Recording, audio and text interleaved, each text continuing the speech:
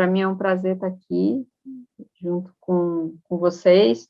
E eu preparei um conjunto de informações, enfim, coloquei nos slides, para facilitar um pouco a nossa conversa, né? Eu sempre acho que as figuras, elas são, os mapas, os gráficos, né, são bem interessantes para a gente começar a, de fato, aprofundar nesse assunto do desmatamento e das queimadas, né?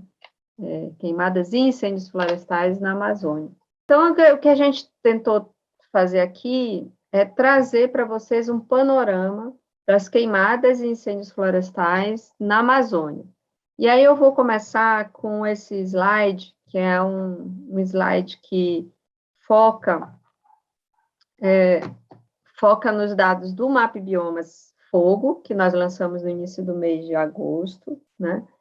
Que fala aí que quase 20%, demonstra, né, que quase 20% do Brasil queimou pelo menos uma vez nos últimos 36 anos. E isso dá uma média, né, de 150 mil quilômetros quadrados por ano. E, assim, isso nos leva, né, à Amazônia. Então, quando a gente olha para o Brasil e a gente vê que 41%, né, 41,3% para ser mais precisa aí, do que foi queimado pelo menos uma vez no Brasil, nas últimas 3 décadas, né, nos últimos 36 anos, a gente vê que 41% ocorre na Amazônia, aí a gente se assusta, de fato. Por quê? Porque a Amazônia, ela é dominada por uma floresta tropical úmida, que, na realidade, não deveria queimar. Então, eu já ouvi frases, né, de pessoas dizendo que a Amazônia não queima, a Amazônia é queimada, né? E isso é super importante para a gente entender, né, o processo de uso do fogo, né, e de degradação causada pelo fogo na região. Então, esses dados, eles também apontam que, se a gente olha para a Amazônia especificamente, cerca de 16% do bioma já foi queimado, pelo menos uma vez nesses 36 anos.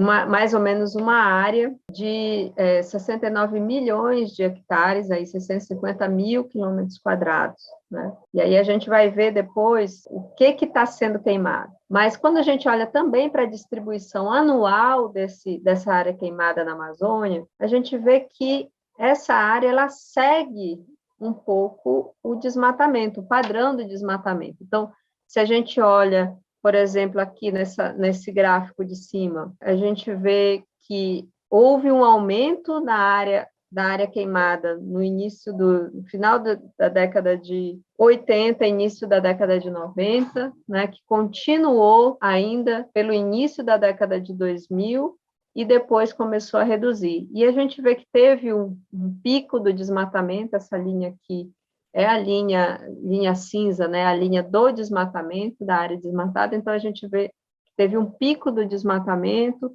muito desmatamento, e depois reduziu. E uma outra coisa importante que esses dados revelam é que quem estuda fogo sabe que o regime de fogo é um elemento muito importante. E o regime de fogo de uma floresta como a Amazônia, que é úmida, né, deveria ser um regime de fogo muito parecido, por exemplo, com a distribuição da Mata Atlântica, onde grande parte da área queimada queimou só uma vez, né? Então, a gente tem, na realidade, o regime de fogo natural da Amazônia indica que um fogo natural aconteceria no mesmo lugar a cada 500 a 1.000 anos, né? Justamente que é o tempo que dá, né, para a vegetação sofrer um distúrbio e naturalmente se recompor. Então, a gente não vê isso na curva de recorrência de fogo da Amazônia. Pelo contrário, a gente vê que é uma curva de recorrência de fogo muito parecida com o Cerrado e o Pantanal, né? Indicando que tem alguma coisa bem errada aí. Chama a nossa atenção que a Amazônia é Mata Atlântica, né, são os principais biomas, vamos dizer assim, onde grande parte da área queimada são áreas de pasto, basicamente. Então, sim, grande parte do fogo na Amazônia ocorre em áreas de pasto. Entretanto, tem um percentual grande aqui desse fogo que está ocorrendo em áreas de floresta. E aí chama bastante atenção. Então, aqui, quando a gente fala do regime de fogo, né, a região, a gente está realmente falando dessa coisa, o quanto que o fogo ocorre naturalmente e o quanto que ele vai revisitar essa ocorrência, né, esse local. Então, no Cerrado, claramente a gente percebe que tem uma recorrência de fogo maior. Então, a área de campo, ela queima mais vezes, né? Então, ela consegue se recuperar em pouco tempo. Uma área de savana, né, também consegue se recuperar em pouco tempo. Mas uma área de floresta, não, ela leva muito tempo para se recuperar. Então, isso acaba identificando, ou a gente acaba entendendo, né, que esse é um período em que a vegetação precisa, naturalmente, para se restabelecer. Nós estamos completamente mudando isso, né?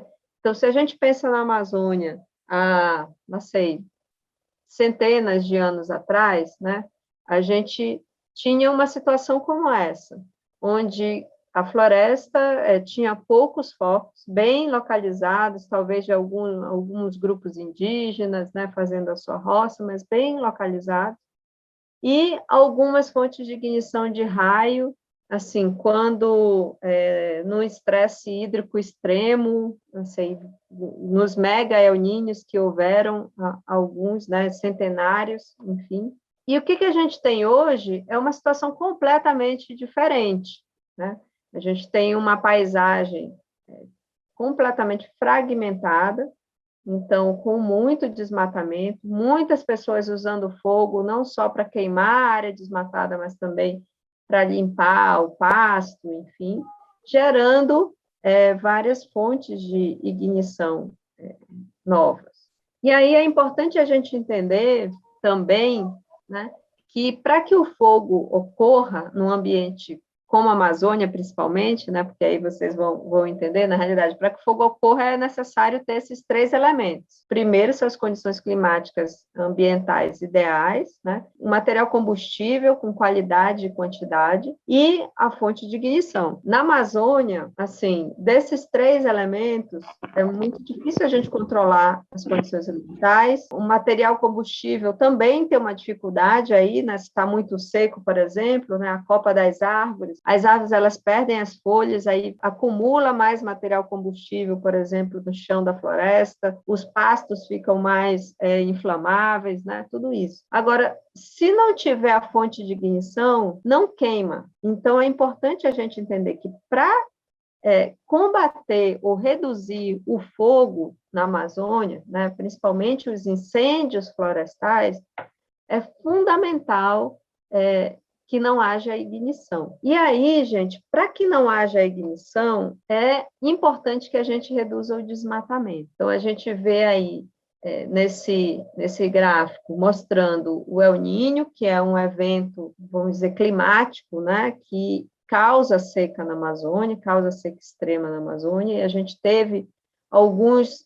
tiveram alguns anos que, de fato, o El Niño foi bem forte, né? O último foi 2015, 16, né? Dando aí uma ressaca em 2017, então foi um El Niño muito forte, e que acaba também gerando condições para acidentes com fogo. Então, o desmatamento.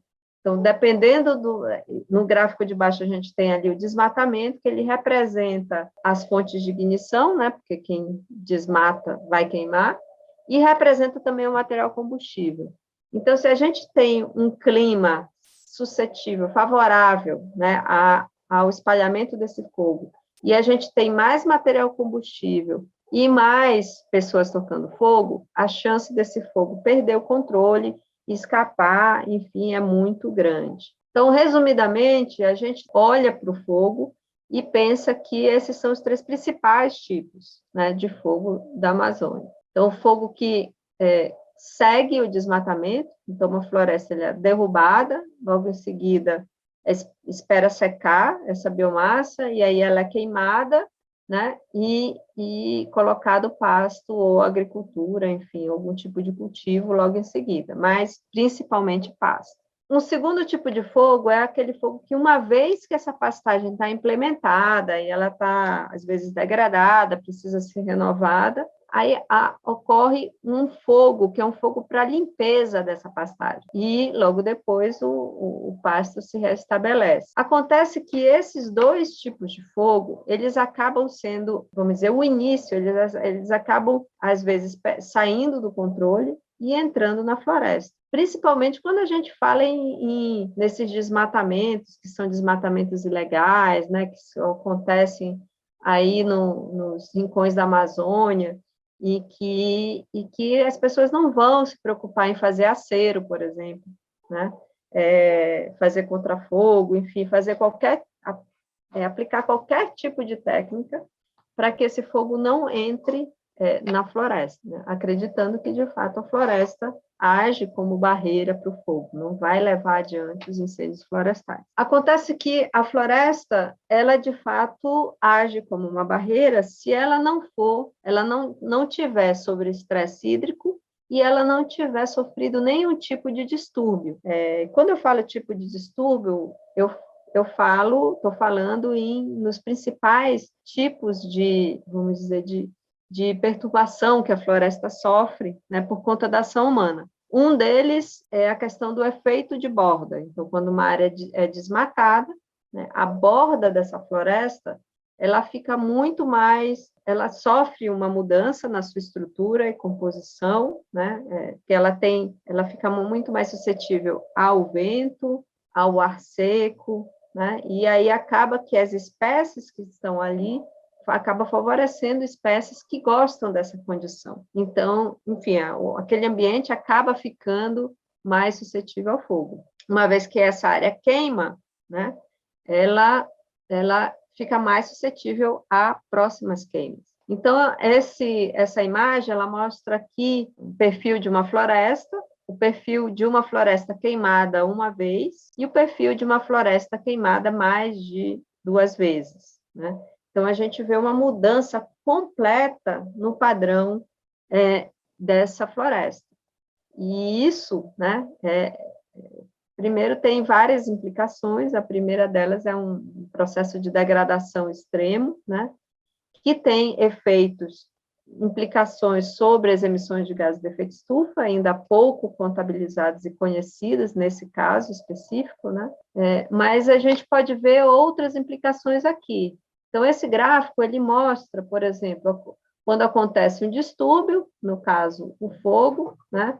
Você tem uma redução, o verde mais forte aqui, uma redução da área foliar, né? E também, aí, quando reduz, né, a área foliar, reduz a capacidade de transpiração, de evapotranspiração da planta, né, das plantas, então, menos água está indo para a atmosfera.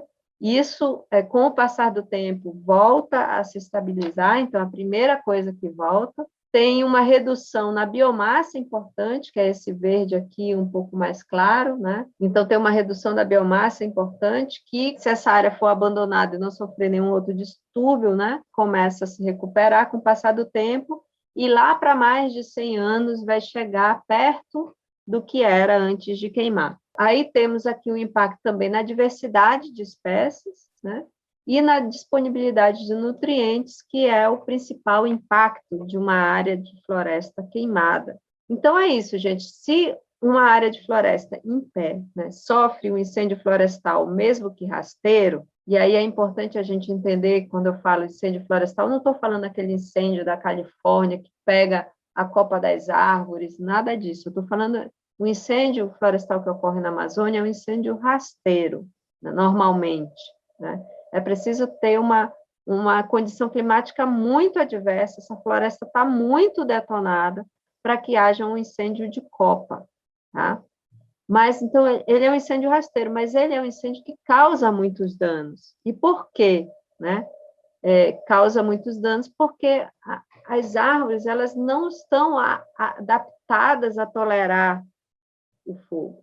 né? A casca das árvores é muito fina, por exemplo, né? E o fogo dentro da floresta, ele é mais lento, ele não é como, por exemplo, em ambientes mais abertos, que são suscetíveis ao vento, né? Então, aí o fogo vai passar rápido. Não, ele é mais lento.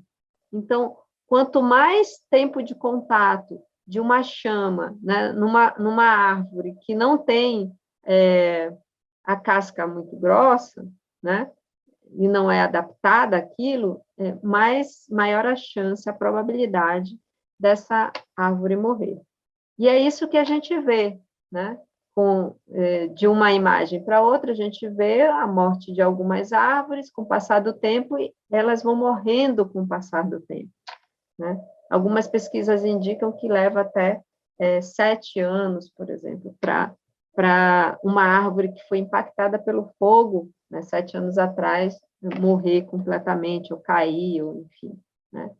Então, é um processo muito importante que a gente tem falado pouco nisso, né? Então, quando a gente fala que 85 a 81 a 85% da Amazônia estão em pé, a gente não fala da qualidade dessa floresta que está em pé. E o que a gente tem visto pelas pesquisas sobre isso, né, é que uma área parecida com a área que já foi desmatada, né, está sendo degradada nas florestas da Amazônia. Aí isso nos leva para as queimadas atuais, né? E o que está acontecendo com a floresta pelo desmatamento e fogo. Então, esses são os números até agosto dos números de focos de calor, que representam o fogo ativo, e dos alertas de desmatamento, do DETER, né? Que são, vamos dizer, uma boa fotografia, ou demonstram a tendência, né, do que tem acontecido com o desmatamento na região. Então, a gente ouviu o presidente, né, falar hoje que houve uma redução do desmatamento em agosto, e, de fato, houve uma redução, né, pelo menos o que foi detectado pelo DETER, e aí eu acho que o Antônio vai falar para vocês logo em seguida, então ele deve mostrar que, de acordo com os dados do Amazon, não é bem assim, né? Não foi uma redução desse nível. Mas, de qualquer jeito, gente, se a gente olha as 3 curvas coloridas, né, amarela, laranja e vermelha, que representam os anos de 2019, 2020 e 2021, a gente vê claramente que o desmatamento está muito mais alto do que os outros anos, no caso dos gráficos aqui de baixo, e que o fogo ele está seguindo uma tendência que é a tendência dos outros anos também. Ele provavelmente vai seguir a tendência de 2019, né? Onde agosto vai ser mais alto que setembro. Então, a gente não tem muito ainda o que comemorar, celebrar. A gente deveria estar esperando uma redução muito maior do fogo e do desmatamento nesse período, e não é isso que a gente está vendo. E aí, quando a gente pega os dados de desmatamento de janeiro a julho, isso fica mais evidente ainda.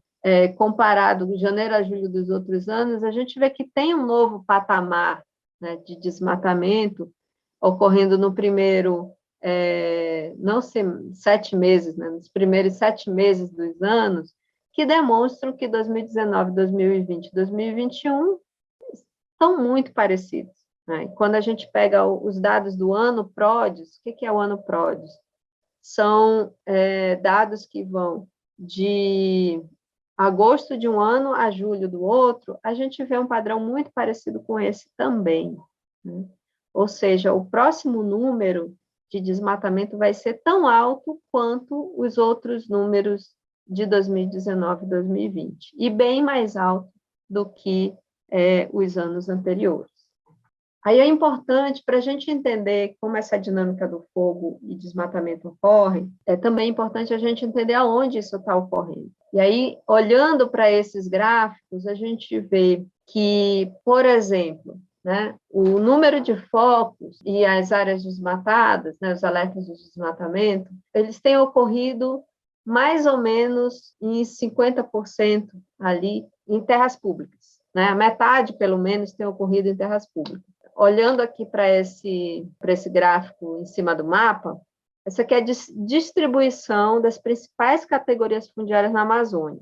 Então, tudo que é verde são as áreas protegidas, sejam as terras indígenas, unidades de conservação, e a gente separou as APAs só porque elas têm, vamos dizer, uma gestão um pouco mais privada, né, do que pública, mas são consideradas unidades de conservação. Então, quando a gente olha para isso, a gente vê, bem, metade da Amazônia são áreas protegidas. Aí, mais ou menos um quarto são áreas de imóveis rurais ou assentamentos, né, que é esse amarelo e amarelo para marrom, né?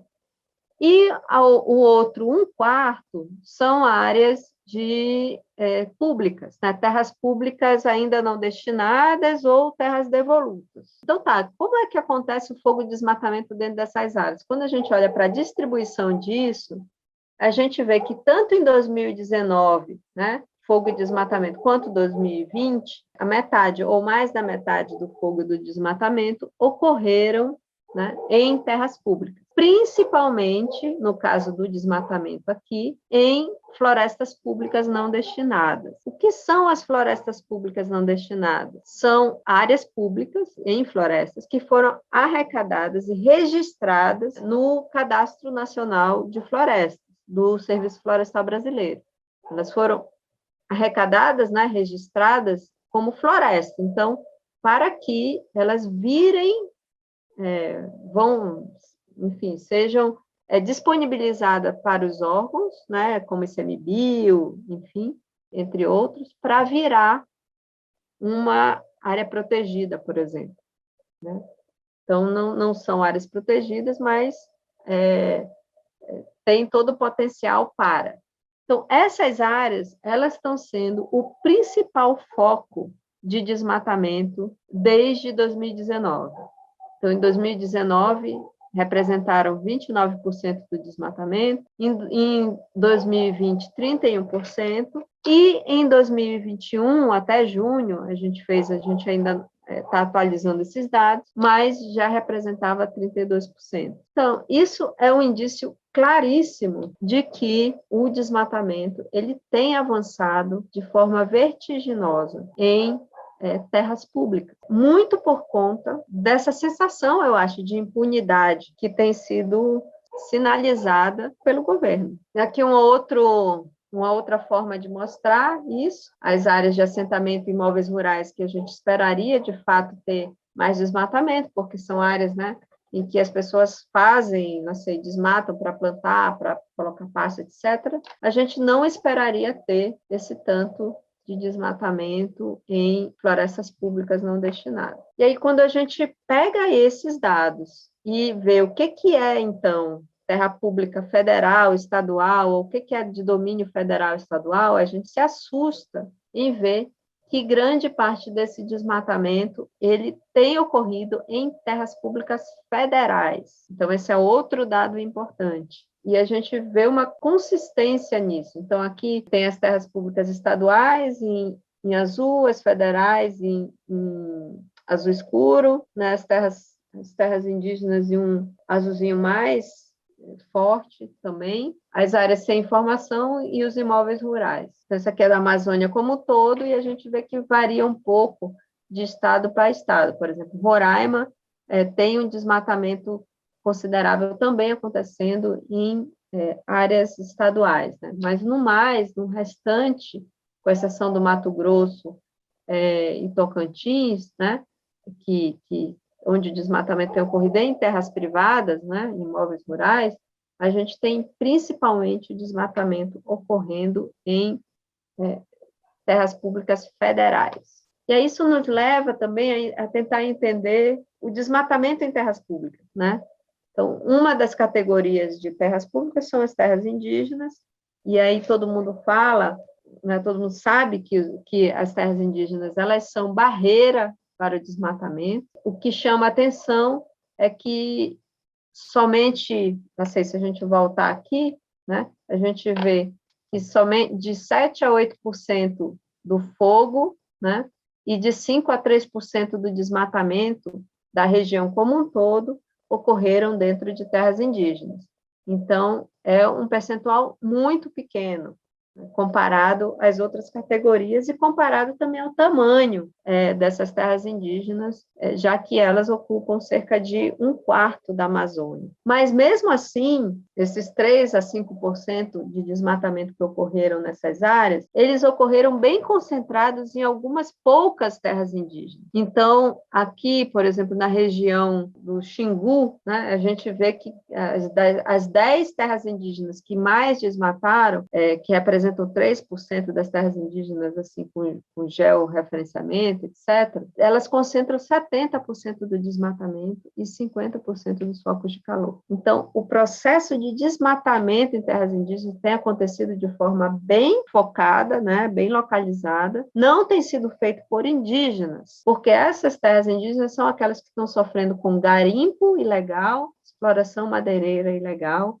e invasão de terra, como, por exemplo, aqui, a Cachoeira Seca, a Trincheira Bacajá, né, e a Pitereua, que são algumas terras indígenas que estão sofrendo com invasão de terras. A mesma coisa acontece com as unidades de conservação, então também é um processo muito localizado, 9%, né, das UCs registraram 77% do desmatamento. E quando a gente olha geograficamente, de fato, acontecem principalmente na mesma região, com exceção aqui da Chico Mendes, no Acre, e da Jaci-Paraná, em Rondônia. E aí, falando da outra porção das florestas públicas, que são as florestas públicas não destinadas, assim, grande parte das florestas públicas não destinadas são estaduais, então a gente pode ver aqui esse verde escuro, onde elas estão localizadas, né? E 44% são federais. Nessas áreas, né, o desmatamento ocorreu, ele deu um salto de 2018 para 2019, né, e continuou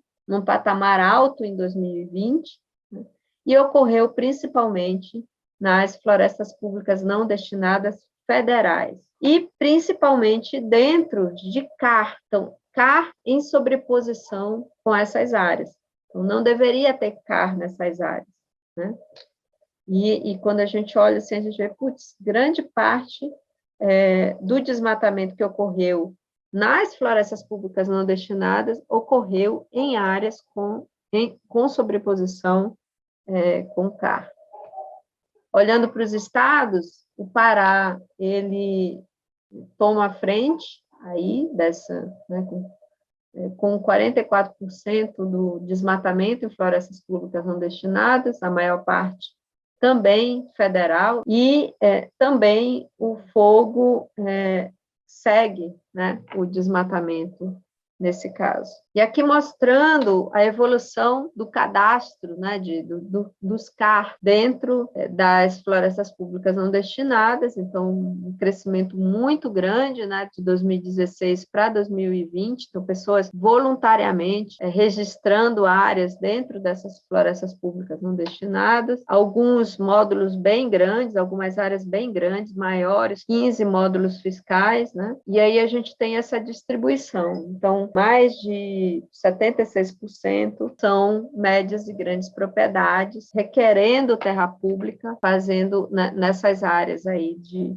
florestas públicas não destinadas. Esse tanto de desmatamento e fogo, ele causa problemas. Aqui a gente vê claramente que em setembro de 2020, a gente não tem essa situação esse ano, está um pouco menos pior do que ano passado, mas em setembro de 2020, a gente vê claramente o quanto de poluição estava sendo gerado pelas queimadas e o quanto que isso, né, abarcava grande parte da Amazônia e ia também para outras partes do país, né, esse material particulado aí proveniente da fuligem e da fumaça. Isso tem um impacto importante para a saúde das pessoas, esse foi um estudo que a gente fez, em que a gente, de fato, separou as hospitalizações que ocorreram em decorrência da fumaça, né, das queimadas, afetando principalmente bebês e pessoas mais velhas, demonstrando que, de fato, há uma piora, né, na qualidade do ar expressiva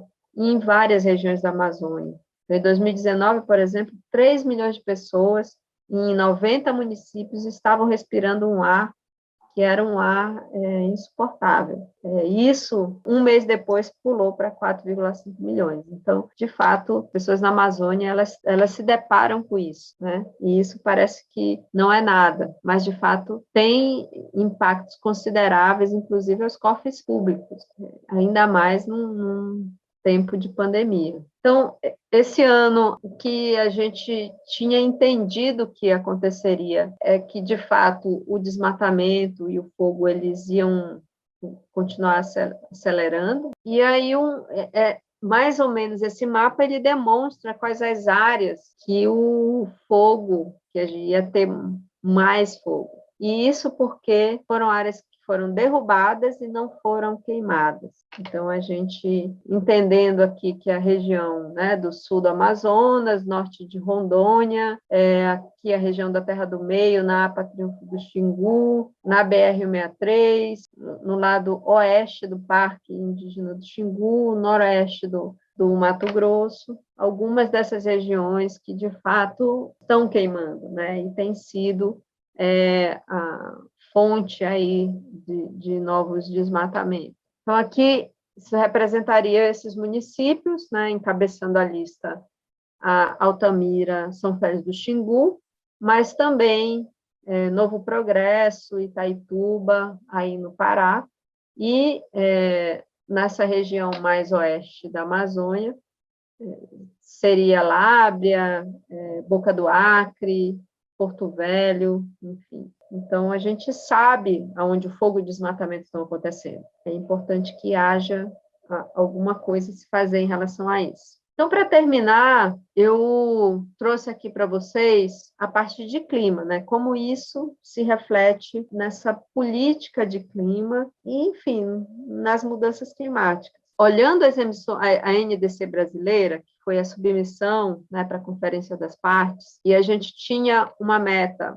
de reduzir a 37% das emissões até 2025 e 43% até 2030, né, com base em 2005, esses eram os principais elementos, são os principais elementos da nossa NDC. Restaurar 12 milhões de hectares de vegetação nativa, zerar o desmatamento ilegal até 2030, restaurar 15 milhões de pastagens degradadas até 2030, um incremento de 5 milhões de hectares no sistema integrado de lavoura, pecuária e floresta, né? Aumentar, aí na parte de energia, aumentar a participação da bioenergia em 18%, alcançar 10% de ganho de eficiência energética, aumentar 45% das fontes de energia renováveis na matriz energética e participação de pelo menos 28% de fontes renováveis, enfim, na matriz, né, energética do país.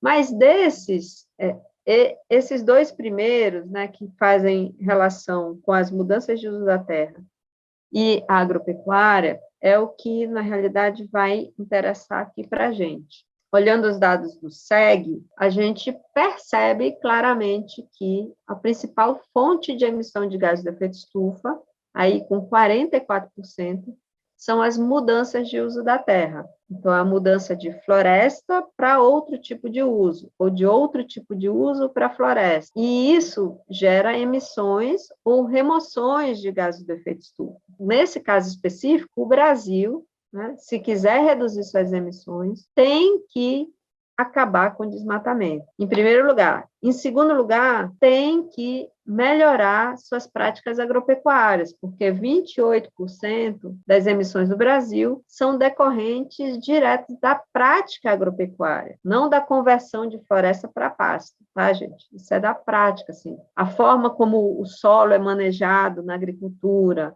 né, enfim, isso tudo conta para esses 28%. Então, olhando para as emissões de mudança de uso da terra, a gente tem aquilo que é emitido pela queima, né, do material dos troncos, dos galhos, enfim, das folhas, né?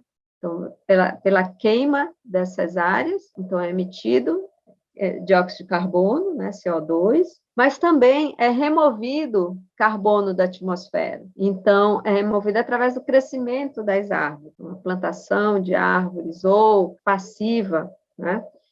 Elas fazem com que esse carbono seja aí tirado do CO2, né? E fique fixo, né? Se fixe nas plantas, enfim. Então, as emissões de multi, elas são um balanço entre aquilo que é emitido pela queima, né, das áreas que são desmatadas, um balanço entre isso e aquilo que é removido pelo crescimento das florestas. Então, em 2019, que foi o último dado que a gente calculou pelo SEG, a gente viu aí mais de 968 megatoneladas de CO2 equivalente sendo emitidas, tá? E cerca de 605 megatoneladas de CO2 equivalente sendo removidas. Então, um menos o outro dá 363 megatoneladas de CO2 equivalente. Tá? Isso representa um aumento de 23% nas emissões do Brasil em relação ao período anterior, ou seja, a gente está emitindo mais do que removendo. E aí, só para a gente ter uma noção de quais são as principais transições de uso da terra, mas a gente vê que grande parte é a conversão de floresta para pecuária. Tem uma outra porção que é de pecuária para agricultura, ou de agricultura para pecuária, mas quando a gente olha aqui na barra mesmo, a maior parte é a conversão de floresta para outros usos. Tem uma parte em verde claro, que é a conversão de floresta secundária para outros usos, e aí tem uma parte que é a conversão de pastagem para outros usos e de agricultura para outros usos, enfim. Grande parte é desmatamento. Desmatamento de floresta primária. E a Amazônia, ela representa aí 87% dessas emissões brutas. Mais uma vez, reforçando que o desmatamento da Amazônia, ele tem esse papel aí na matriz de emissões de gases de efeito estufa do Brasil. Então, por fim, gente, para a gente reduzir essas emissões, né, de gases de efeito estufa por fogo e desmatamento, é preciso combater o fogo e o desmatamento. E aí, pegando aqueles números que a gente apresentou, metade do fogo e do desmatamento, mais ou menos, né, um pouco mais da metade, ocorre em terras públicas. Se hoje tivesse uma governança articulada que, de fato, quer combater o crime, o ilícito ambiental na Amazônia e quer reduzir o desmatamento, vai combater a grilagem no sul do Amazonas, por exemplo, né? Na região da Terra do Meio, Pará, no norte de Rondônia.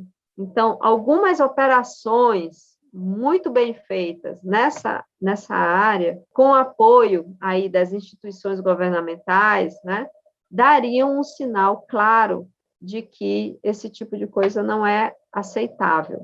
E poderia, sim, reduzir drasticamente o desmatamento. Então, comando e controle inteligente é fundamental para que a gente chegue lá. Destinar florestas públicas também, né? Tirar elas desse mercado ilegal de terras, né? Talvez destinando para uma unidade de conservação, que a gente está vendo que já também não é tão garantia, mas talvez seja mais garantido, pode passar essa sensação de que, né, essas terras vocês não vão conseguir comercializar essas terras. Então, isso também é fundamental. Uma das coisas que já pode ser feitas, né, é cancelar todos os cadastros ambientais rurais que têm sobreposição com essas áreas. Isso já seria uma medida importante. A outra metade do desmatamento, de fato, tem que ser tratada com uma agenda positiva, né? E quando eu falo agenda positiva, eu falo uma agenda de apoio, por exemplo, a economias de base florestal, uma agenda de incentivos econômicos à conservação privada. Então, tem pessoas na Amazônia que podem desmatar legalmente suas áreas, mas talvez com incentivo, né, em algum programa de pagamento por serviços ambientais ou algum tipo de incentivo que garanta um mercado diferenciado para os seus produtos, essas pessoas não desmatem esses ativos florestais que elas poderiam desmatar. E, por último, tem um grupo econômico na Amazônia que é expressivo, que são os assentados, os colonos, né, os pequenos produtores, que necessitam ter uma mudança, né, na sua forma de produzir e precisam de apoio e assistência técnica e tal, né, e ser engajados no mercado que vai exigir também isso. Então, essas formas são algumas das formas que eu acho que teriam um impacto, um grande impacto na redução do desmatamento, portanto, na redução do fogo, portanto, na redução dos incêndios florestais e, portanto, na redução das emissões de gases de efeito estufa. Mas, para isso, gente, a gente precisa ter um outro direcionamento na nossa política.